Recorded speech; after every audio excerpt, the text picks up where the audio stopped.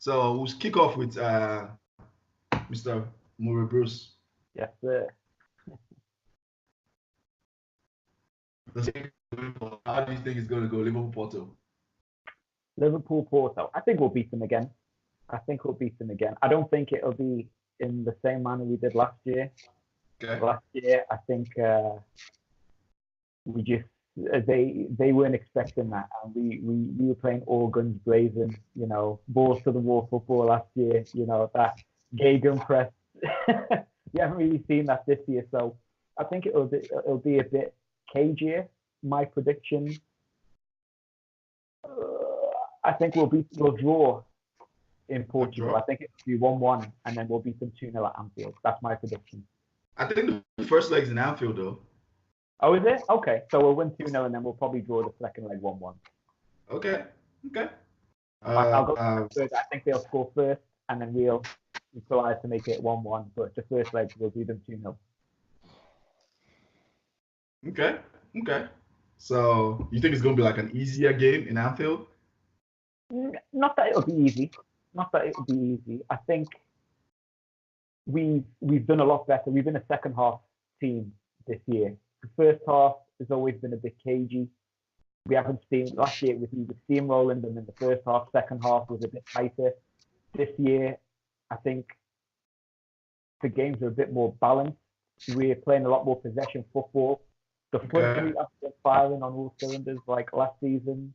I'm hoping that Salah finally getting a goal yesterday will improve his confidence in front of goal. He's been a bit sloppy, and I will admit I was one of those people a few weeks ago. I was saying, you know what, he probably needs to start on the bench and come off the bench. Last season, they benched him for a few games. He came off the bench and he dismantled Stoke in the 5-minute period or whatever it was. So I regret saying that. I think he's an asset to have in the team because his pace is so frightening. It draws defenders, and that frees up people like Mane a bit. But yes, I'm hoping that his goal will give him a bit more confidence. And all in all, I don't think it'll be an easy game, but I do think we will progress. Okay. Good luck, Liverpool. Thank you. Okay. Francis. Okay, Ajax versus Juventus. Ajax. Yeah, I don't expect Juve to keep a clean sheet in Holland. I think Ajax will score. But how many goals will Ajax consider at the back? So that's the problem for Ajax. So I expect maybe a 2-2 draw or a +1 goal victory for Juventus in Holland. But I know definitely we're going to see goals in that game. Then in the return leg, I don't expect Juventus to make the same mistakes that Real Madrid made. So I see Juve going through, but Ajax will give them a big fight for their money. So over the two games, I don't see Juve having like more than +2 goals aggregate victory. That's what I think. But predictions are never cast on stones. The game still have to be played on the pitch. But I expect a closely fought game and Juventus not to make the mistakes that Real Madrid made. Okay. So that's what I see. Then I think because the game is really going to be, Juventus really have to manage Ajax space and also introduce some form of pace of their own. We have Moise Kean playing very well, and I think the coach Massimo Allegri should take advantage of that. I hope he will do, to use Moise Kean, get him involved there. And I don't see Moise Kean and Ronaldo coming back in the second leg will be a very good advantage for them. Oh, Cristiano was going to miss his first leg. I don't think 100% in the next 3 days. So that's it. So that's why even with or without Cristiano Ronaldo, Juventus have enough quality to get by Ajax. So that's my prediction for the first time. So we know that that means what's going to happen is Ajax is going to qualify, right? Since you predicted that Juve. No. I'm not saying. No, I think Juve will qualify. Not that Ajax is going to qualify. I'm just joking, Francis. It's just a joke. Hey, but history has proved us right every time. No, you guys you guys make that enough. You just Predict try something to reverse. you try to twist the facts to work. Yeah, so in my opinion, yeah, I think first of all, Liverpool tie, I think that's an easy walkthrough. In my opinion, Liverpool is on a different level than most teams this season. The only team, in my opinion, that probably can stop Liverpool is either City, Barcelona, or Juve. I like Juve though. That is not 100% like you say, even for second leg. I think Ajax can upset them because that Juve team, surprisingly enough, their midfield is not as good as I think they are. The last game, it was just Cristiano Ronaldo's magic and that guy Bernardeschi that was that's the guy that carried the rest of the players. No, the thing is that I think Cristiano likes to play with Bernardo Beschi because Bernardo Beschi plays for him, feeds him the ball. Correct. Unlike when you have Dybala playing, Dybala would not sacrifice his game for Cristiano Ronaldo. That's the problem here.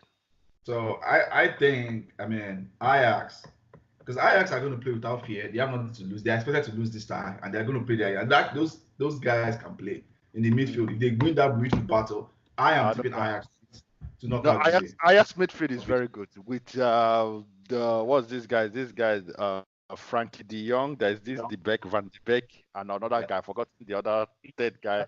Tadic. Smash. No, Tadic comes from the attack to help the midfield. Okay. He plays like a false 9, number 10, and him coming. Sometimes they play 3 in the midfield, and Tadic dropping back and going forward kills everything. So there's this other guy that has BS that scored a wonderful 4th goal. Schöne, it's also good. Those 3, Van der Beek, De Jong, and Schöne. The amount of work they put in the midfield, they're just like the Liverpool trio in the midfield, but they score goals. They are a little bit more creative than the Liverpool trio in the midfield. Sorry about it. I know you feel offended, but that's it. That's the truth. I'm surprised we didn't sign Tadic from Southampton. That's true. But it's old though. He doesn't have his 31 now. So let's go to the all English class, Ryan. So how do you see that going? I actually believe Tottenham will win one of the legs, but I also see them getting battered in the. See how who plays at home first? Tottenham. Spurs play home first. They will win that first game, I think. I believe they'll win it, and then I think in the second leg they'll get battered. Okay. I believe they'll get absolutely battered. Probably. I reckon they probably win 2-1 in the first leg. Second leg 4-0. Oh wow. Okay. Yeah.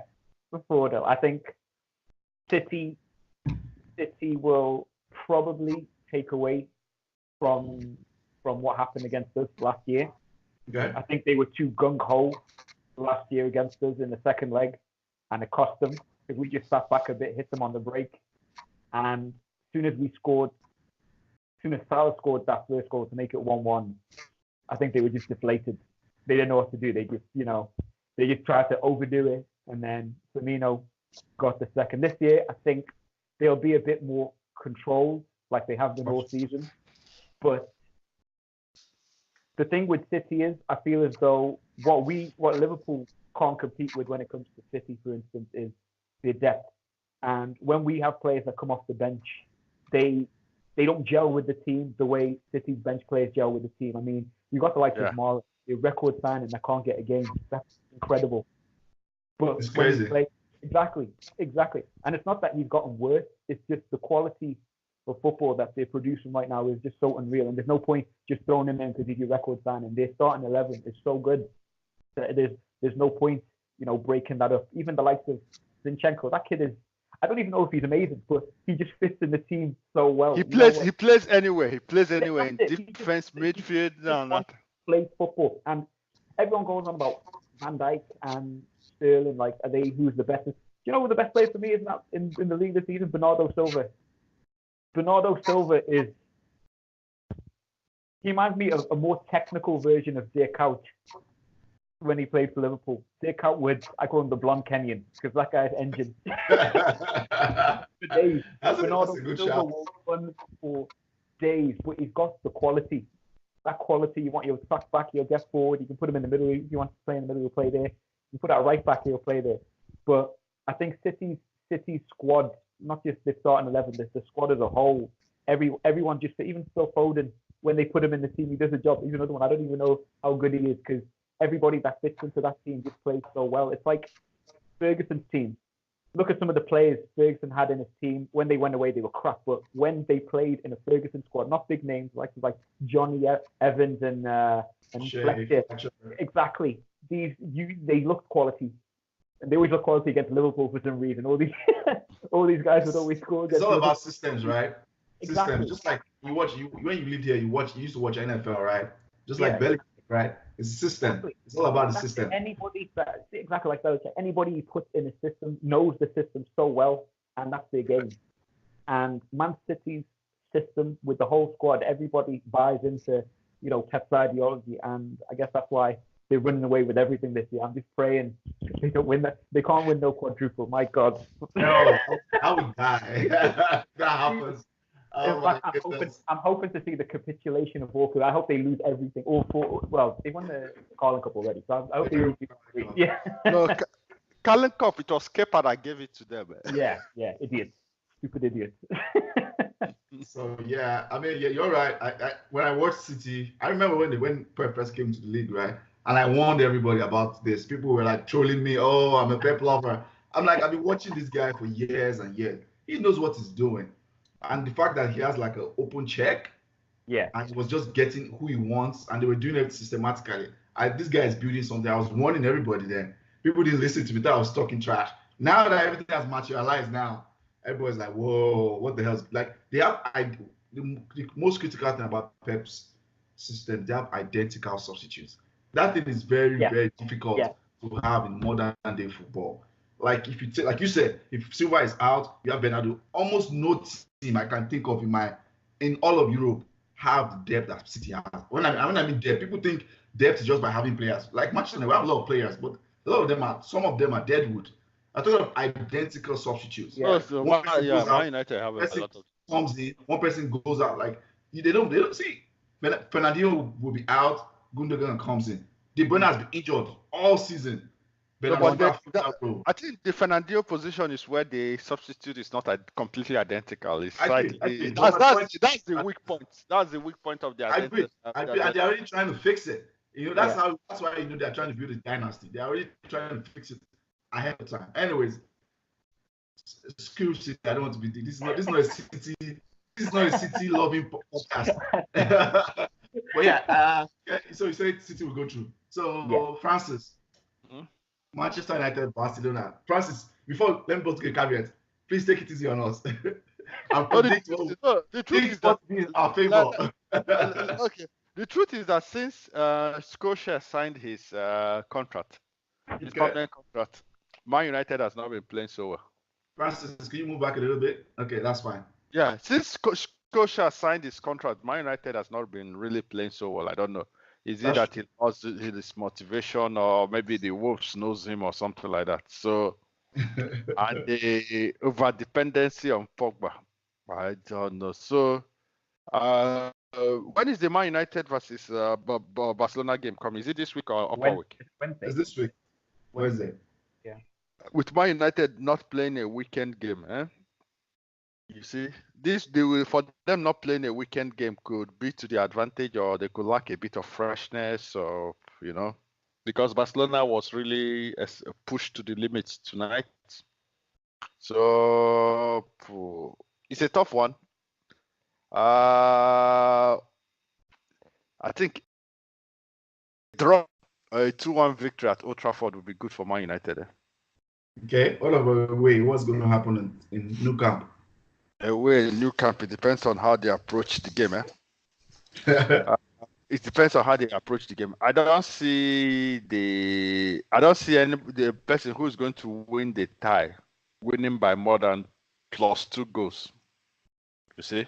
Okay. So I hope they get if De Gea has a very good game like Oblak today, that will give Man United a very good chance. Okay. But so I leave it. It's tough to predict, but maybe Barcelona has slightly the everything on paper to win. Okay. So who it goes depends. through? So it depends on how hungry Scotia and his Started boys the will question. Who Yeah. goes through? Just answer Who the goes question through? first. You're going Who back to goes through? who goes through. Be Okay. yourself. Don't Okay. just like I Barcelona. said before. I was just Barcelona. joking. Barcelona. I think That's Barcelona. why I mean, Barcelona most probably will go through, yeah, except the god of soccer says Manchester going through. That's it for me. analysis. You have been very fair to us, man. I'm surprised that personally, I personally think we don't stand a chance against Barcelona. That's my personal opinion. And I think we already pushed our fate. Like going past PSG was already a miracle in zone. But the reason that miracle happened was just because of mentality. PSG don't have that mental strength. They are known for bottling. They just bottled it. Literally, that's what happened. Solskjaer deserves a lot of praise for the tactics, especially in the second leg, but there are a lot of errors that we capitalized on, which is fair. Barcelona as a team are like a level above PSG, and they're like 2 levels above us, who we are. So this is me just, if I want to use my head analysis, I think we don't stand a chance at them. I think maybe we can get a draw first leg, or you say like a slight victory, but I think we'll get better at the second leg. However, in football, now this is me speaking as a fan, there's a lot of romanticism with this year. It's 20 years after 99, after the treble. Ole Solskjaer was number 20. He wore number 20 jersey. When we beat PSG, the person who caused the penalty, Dalot, he wears number 20. There's a lot of romanticism. There's a lot of Leave the romanticism history to the Liverpool fans. year. Leave the history to the Liverpool fans. You said what? I said, leave the history lesson to the Liverpool fans.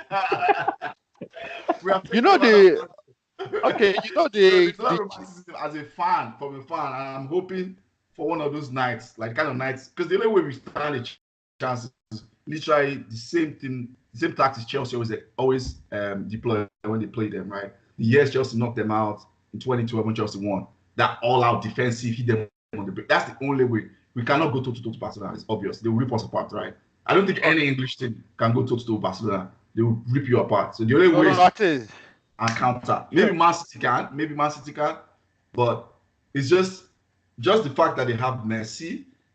Yeah. For me, that guy alone is a problem. He likes playing well against English teams. That guy is a problem, And okay, let's look at any other years where they go out. Sorry, let me cut you off. You remember that Barcelona was supposed to play the first leg at home, but they had to swap because of the the rules. The Manchester derby. Yeah. So I think that kind of gave Barcelona a slight advantage because they will come out at Old Trafford to defend or try to nick a goal. Yeah. It might go like the Conte time, Chelsea versus Barcelona, that Chelsea did everything, went ahead 1 goal, and they were on track to keep a clean sheet before our defender messed up, gave a pass, lost the ball that they equalized. So if Man United can try to keep a clean sheet at Old Trafford, I don't see that happening though.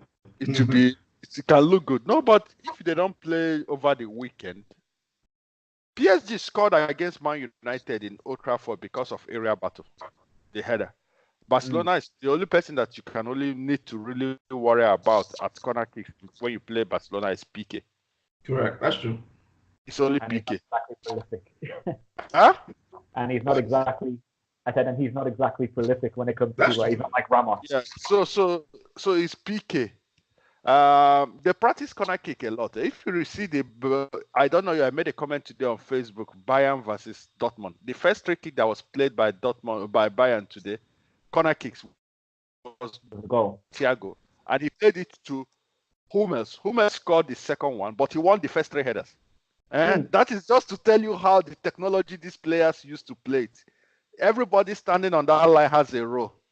Lewandowski stands in the first line. His own is to distract the defense. So that is it. That's how Man United conceded. So if Pogba can work on what do you call it, on follow up at corner kicks, if he can dedicate himself and work at follow up at corner kicks and all that, that's the only way I see Man United conceding at home, except they open up for Messi to play.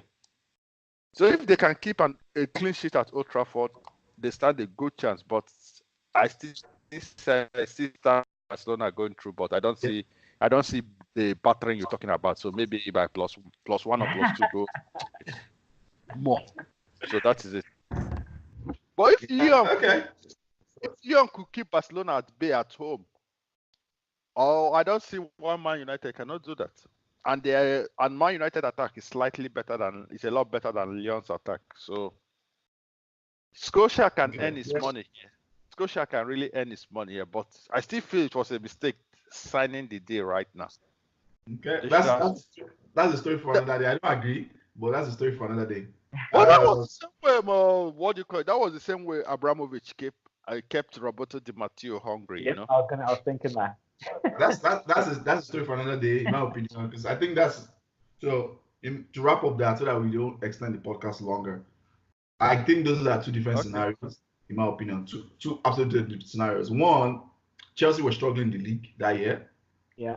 Two, Chelsea had winners, had veterans, Champions League veterans that had been to finals. They had been to finals, semi-finals like 4-5 years in a row. Same team. The core of those guys, the Lampards, the Drogbas. That Champions League was more. He created that defensive tactics, which worked. But the core of that effort was those players. Those guys had been there. They had done that. They had suffered. They had learned. They had grown as a group. So my point is the form in the league, Chelsea form was terrible. It was clear. Chelsea finished 6th that season. I remember now. Chelsea was losing games, drawing. The form in the league showed already that Di Matteo wasn't capable. But just because of that Champions League, they made that point. You cannot lose a run. Di Matteo was having a good run in the league, but the only time he started messing up was when he was playing 2 games a week. Then he was swapping this. Okay, sorry. Let me land. In my opinion, right, you cannot use a couple of run of games of Champions League. Yes, it was fantastic. They had to give it to him, but you can't compare that scenario. This guy, in our scenario, came in the first 2-3 weeks. He established the most important that we lacked for 2.5 years. He established a pattern of how he wanted to play football. Every other team had a pattern and a system. Manchester did not have a system. He established a system how he wanted to play. I want to press based on the strength of his team. And for 2-3 months, he did fantastic well. He did well. I mean, we're going to lose games. I knew we were going to lose games. People are just getting carried away. But I think he's a good manager. Do I know long term? Nobody knows. Nobody can see the future. But if he says a mistake, showing the amount of games he has won, when he has won the highest amount of points since he has become a manager, I think that's a very unfair assessment. Considering that this is not his team. He didn't set up his team. He didn't buy any players. He just came and worked the way he has. Now, as I said, long term, is he going to be best? I do not know. But every manager, Pep, Klopp, they say it, every manager is as good as his team they manage. If you get the right recruitment, I think he will do well. If we get 4 very good players in our weak position, he will do well. If he doesn't get backed, he won't do well. It's as simple as that. But as regards having a clear plan, you can see he has a clear plan in what he wants to do. You can see that when he's choosing his teams, he's choosing it based on performance, unlike what the last manager was doing. The one who shall not be named. I don't want to call his name. What that guy was doing, where he was benching players that were playing well just because he had favor some players. This guy, Marty, didn't play well like the game. He benched him. He does. You can see that he has a clear plan what he wants to do, but he needs to be backed. So, long story. I was going to ask you, Francis, who do you think is going to go through, Man City or Spurs? I think he already answered it. No, that is your prediction. Just give me 30 seconds. Who is going through, Man City or Spurs? Pochettino always bottles it up against Pep. If he plays ugly, he can go through. But if he's trying to play all those fancy, explosive football, he's not going to go through. So that is it. Who's going to go through? So I think City will go through. City will go through. Okay. So these are your predictions. Yeah, you say Liverpool, Ryan. Liverpool goes through. City goes through. United, Barca. Who goes through, Ryan? United. United goes through. Okay, that's a bold one. And who is the last person? Ajax, Juve, Ajax, who goes through? Juve. Juve. Okay. Okay, so So that's you four. Is it four? Okay, it's four it's four. So quarterfinals. Okay. Francis, you say Barca goes through, City goes through, Juve goes through, and who goes to Liverpool and Porto? Francis. It's clear. I think Liverpool will go through. Okay. Good shout. In my opinion, obviously Liverpool goes through. That one is a no-brainer. That's the easiest start to be. Liverpool goes through. Liverpool goes through. Knock on wood. Liverpool goes through. I think Spurs is going to go through. I actually think Spurs are going to knock out City. Just because they are going to, and this is why I say so very quickly. They are playing 3 games in 1 week. I think in the 3 games. Yeah. They are playing 3 games in 11 days, rather. The 3 teams are playing each other, yeah. Yeah, I think in the league, that's league home game at Etihad. I think that is where Spurs might get battered. That home game in the league. But that Champions League game, those 2 games, I personally I think Liverpool is going to an upset, in my opinion. Liverpool will prefer that Spurs win them in the league than in the Champions League. Yep. I know that's what he prefers. I know. Yep. So this is my opinion. I think Tottenham goes through slightly. It's going to be a shock. I think Liverpool goes through. I'm a Manchester United fan. My head says Barcelona goes through, but my heart says there's something special that's going to happen. So I say Man United goes through. Okay, but you know, I say Ajax goes through, in my opinion. I don't think Juve goes through. I think Ajax goes through. You think Ajax? I mean, you think Pochettino is a good manager, but I don't know why he always bottles it up in the real tough time, You know, that's the annoying thing with me. If he's going to play all this is fancy football against City, it's never going to work. Like Klopp last season, he had his formula for Man City. Yeah. Massive counter, win and counter. Looked at the weak point in the left back and Otamendi. They targeted those 2 points. I think it was the left back and Otamendi. Looked at those weak points, targeted it. And that was it. And this season, Pep has improved that point in the central defense. I think it's best. I think it's the best. I think Klopp is the best tactician in the Premier League. I think Pep is the best manager in Premier League. Why if Klopp is the best tactician, why is he hasn't got an expansive Liverpool team that he substitutes? Klopp doesn't have more than 14 good players that he can bring on the team. So listen to me. That's why I said think about what I said now. I think he's the best tactician. I don't think he's the best manager. That's the big difference. The manager is not spending his money. When I mean tactician, in game, preparing for a team and a game and how to prepare for them to hit their weak point. What you just said, right? I think he is the best. Mourinho used to be that guy one time, past in his career, but I think Klopp is the best for that. Why I say Pep is the best manager is he's very, very good at coming into a team, figuring out how he can win with this team, and by the following season, at the very least, the signings he makes figures out where that problem was and solves it immediately. So long term, I think he's always the better manager. He knows how to win trophies long because he sees that can make not just win a particular game, but win a series of games that can win you league titles. Because he believes a lot more in system, like what he did in City, the win thing, Mendy and Walker, and how they come like that. That's my opinion. But Klopp is a good tactician. Manager he's also a very good manager. Obviously, he's a great manager. I think. I don't think he's as good as Pep yet when it comes to that. Seeing all of that, but he's still, in my opinion, second best manager in the league because what he has done with the money he has spent, and he has spent money, but not he hasn't spent as much money. What he has done in scoring players like Salah, in making sure Mane, like the system he plays, because I can tell you now for sure, Salah and Mane can be in a different side, and they will just be good players. They won't be like borderline world-class players like they are right now. They will just be good players. They will score like 10 goals, 9 goals. But just that system that they play, that front three, where Firmino is like the anchor and comes back and drops and creates for everybody, that system is what is bringing the best out of those guys. And that's how you know great managers. That's what separates great managers. That's what Ferguson used to do when he was winning titles. That's what Mourinho used to do at some point in his career. That's what great managers used to do. That's what they do. That's just my opinion. When is this guy coming back? That British guy, what's his name? The one they got from Arsenal. Chamberlain. Yeah, when is he coming? Yeah, you see that midfield that is not goals that are not coming there, but they still need him. That you see that it was really a good buy if you check it, because the three midfielder, when he plays at one of the midfield, he can get 2 goals. Yeah.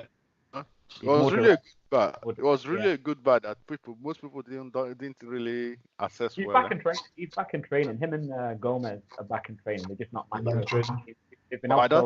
I don't think they can really do much. You can't put them in high tension game. You can't put them high tension games. So anyway, guys, all right, it's time for trivia. Thank you, guys. Okay, hold on. Quickly. Okay, quickly. Yeah. Don't go. Francis, don't go. It's trivia. It's time for trivia. Don't run away. You have to answer questions. So, Ryan. Yeah. Let's start with Ryan first. Sweet. Who is the first British team to win an European Cup? European Cup? Celtic. And what year was this? Is that what? Celtic. Okay. What year was this? Ooh, 64. 65? I'll give you. You said what? 64? 64, 65. I'm not sure. Yeah, you're close. The fact that you got Celtic, that's good. Yeah, Celtic is Celtic. I know 67. 67. 2-1 over Inter in 1967. So yeah, you get the points for that.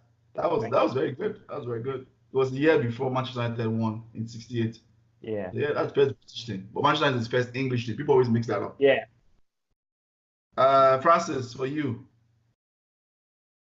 This one is very simple, Francis. If you don't know this, being an old timer watching soccer.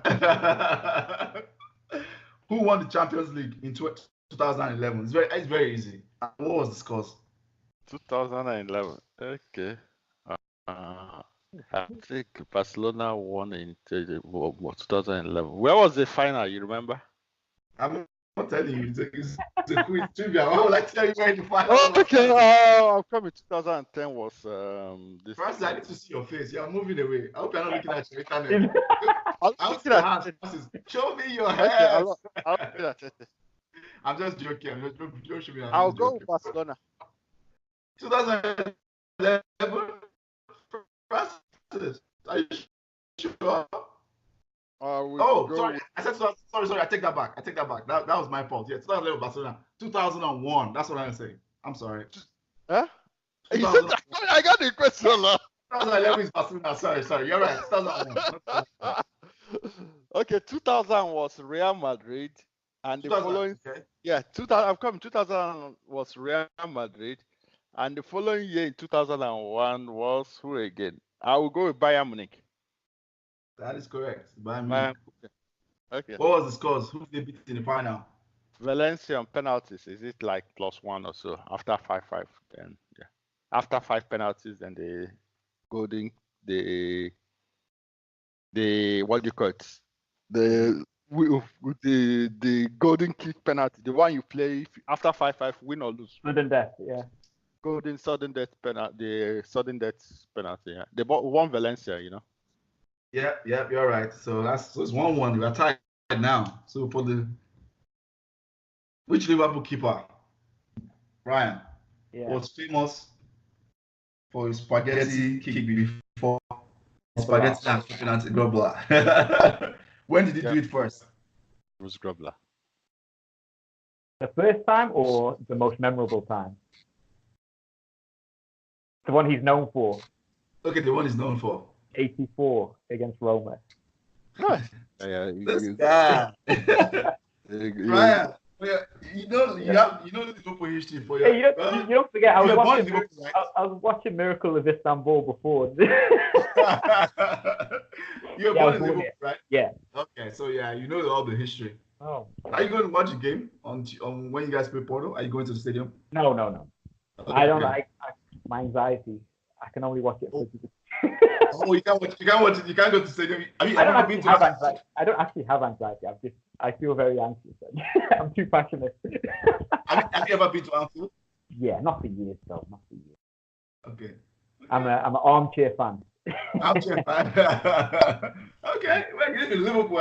If I live in Manchester, dude, I will go to all the home big games at least. All the It's home big games. expensive. It's really expensive. It's really expensive. If you don't buy your ticket in time, Oh, yeah. You can pay up to £200 to just go 90 minutes of football. Eh? I know it's expensive. I know. It's cheap to go to the group stage game. So the knockout rounds, that's when it's harder to get. Because more expensive. Yeah.